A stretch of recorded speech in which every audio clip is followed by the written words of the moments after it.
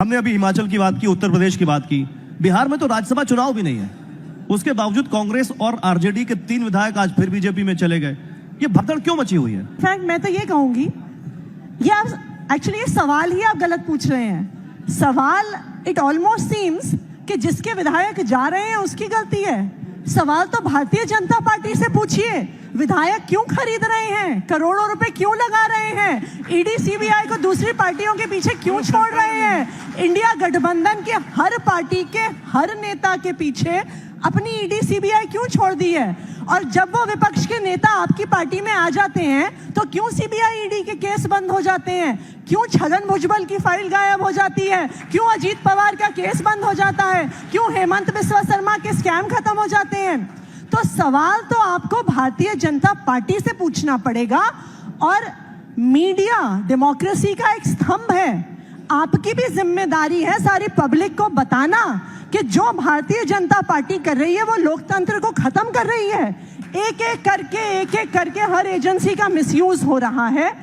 आप इस तरह देखिए, इलेक्शन कमीशन के लिए वो कानून लेके आ जाते हैं कि 3 मेंबर कमेटी में 2 भारतीय जनता पार्टी के रहेंगे। क्या वो खबर नहीं है पब्लिक को बताने के लिए? जो सीएजी का ऑडिटर आयुष्मान भारत का स्कैम दिखाता है, उसको पेपर पे लेके आता है, उसका अगले दिन ट्रांसफर हो जाता है, क्या ये लोकतंत्र का हनन नहीं है?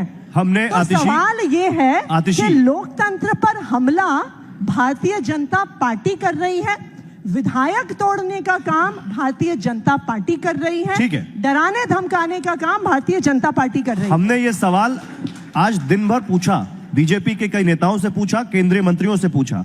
हमने पूछा कि आखिर वो कौन सा मैग्नेट है जो बीजेपी की तरफ लोग चले आते हैं, और क्या उस मैग्नेट का नाम ईडी है? उन्होंने कहा नहीं, उस मैग्नेट का नाम प्रधानमंत्री नरेंद्र मोदी है। प्रधानमंत्री नरेंद्र मोदी के व्यक्तित्व की वजह से लोग चले आ रहे हैं और वो चाहते हैं राष्ट्र निर्माण में अपना योगदान दें। अब आप इस बात पर विश्वास करते हैं क्या? मैं ये जानना चाहती हूँ। विश्वास नहीं करती है? मैं ये जानना चाहती हूँ कि ऐसा क्या मैग्नेट है जो एक पार्टी से विधायक जीत के आते हैं, दूसरी में चले जाते हैं।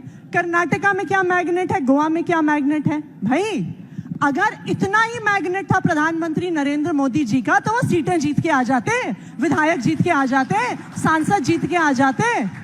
उनको अगर 400 पार करने का इतना कॉन्फिडेंस है तो क्यों सारे विपक्षी नेताओं के पीछे ईडी छोड़ी हुई है, क्यों सबके पीछे सीबीआई छोड़ी हुई है?